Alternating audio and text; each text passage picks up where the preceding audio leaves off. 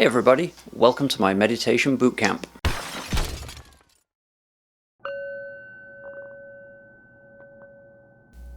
Today we're going to talk about following the breath.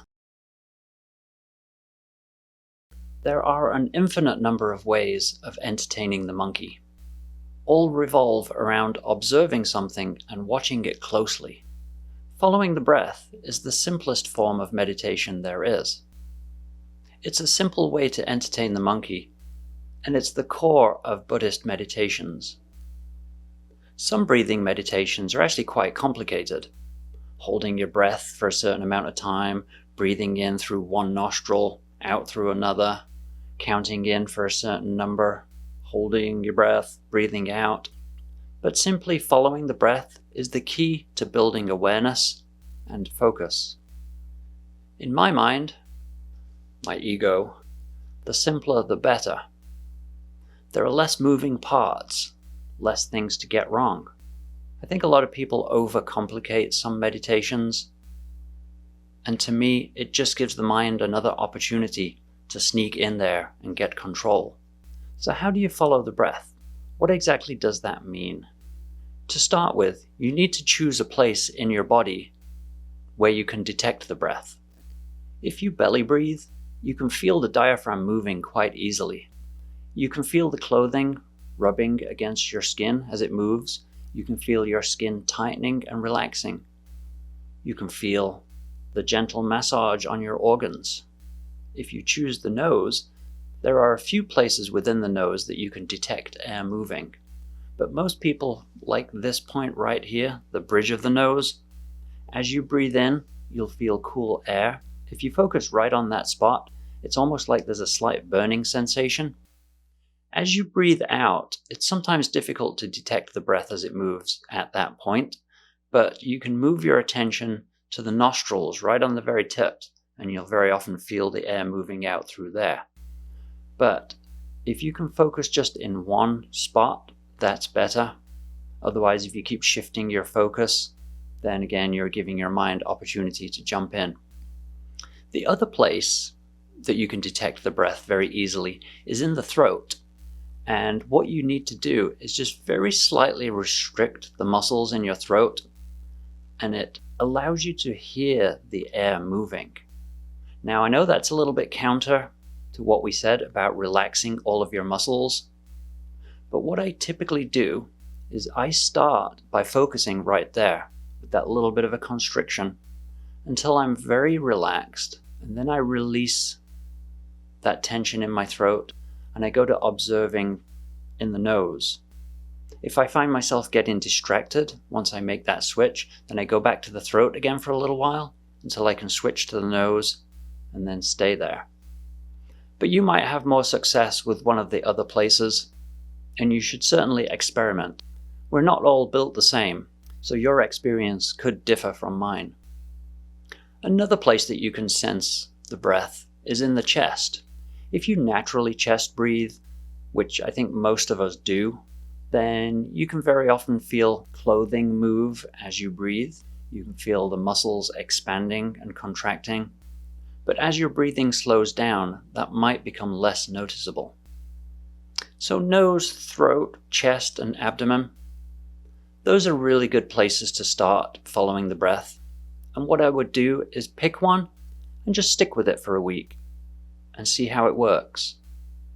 If it works fine, great, stay there. If you're having some trouble remaining focused on that point, then try one of the others.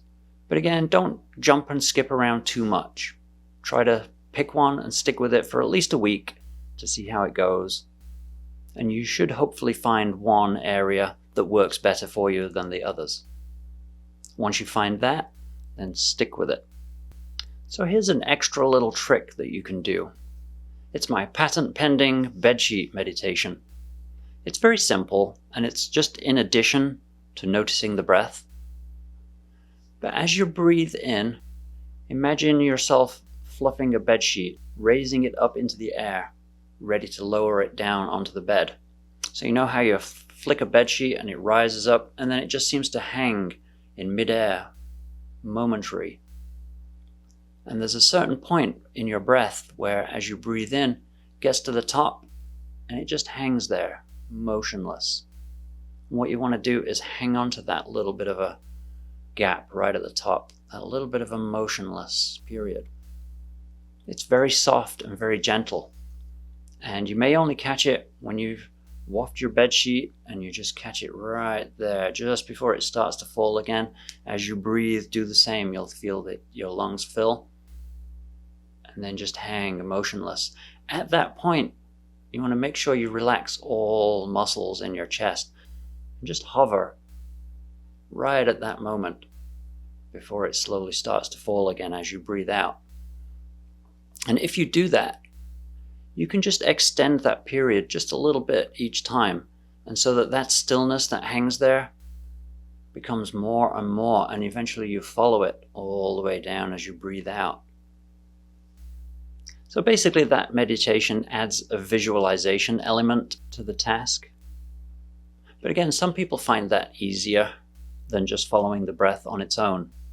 So ultimately you want to go beyond observing the breath and into observing nothing, which is complete stillness.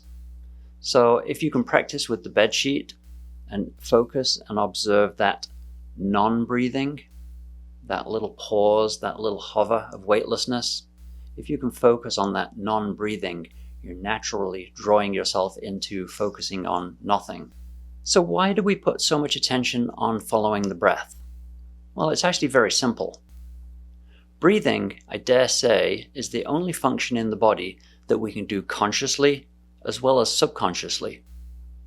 So what I mean by that is that you can breathe in quickly, slowly. You can kind of control your breathing. You can hold your breath for a certain time, but you can hold your breath. You can breathe in really big, deep breaths.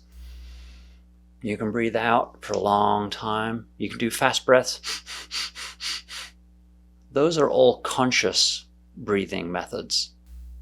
But if you get distracted and you're watching TV, breathing still happens regardless of whether you're paying attention to it. So breathing happens consciously when we control it, as well as subconsciously when we're not thinking about it. So that helps us with meditation, because if we're focusing on the breathing, then we're doing it consciously. But when our mind takes us off on a journey and starts telling us stories, eventually we'll notice that we're still breathing because it's been going on subconsciously. So the breathing is that little reminder, oh, I should be concentrating on the breathing. So that's why breath is so important. And that's why most meditations have an element of following the breath. So the other thing that I find interesting about breathing is that it doesn't form memory. You can't think back to a time when you did an absolutely amazing breath. Like, I don't think, wow, I did such an amazing breath when I was 14. It was absolutely mind-blowing. And at the same time, I don't plan future breaths. I don't put them on my calendar and say, okay, this time next Thursday, I'm going to do 5 really great breaths. They're going to be amazing. Breathing just happens. Your mind doesn't get involved with it. It doesn't store memories of breathing in its database. And it doesn't plan future breathing activities. So it's separate from the mind, and it spans conscious and subconscious activities. So we don't remember our previous breath, and we don't plan our next breath. Breathing is always in the present. It's always now. And so we can use breathing as an anchor to keep us coming back to the present. And just remember the simple fact that the mind can't work in the present. It only works in the past or the future. So if you can remain focused on breathing, you essentially shut out your mind because it cannot operate in the present. When your mind drags you off into a story, your breathing will bring you back. Just be gentle with yourself. Don't kick yourself. Don't criticize yourself for following the mind. You've been doing it for a long time, and it will take a while to restore focus and control over the mind. So don't judge yourself. Just be gentle. So that's the end of this section.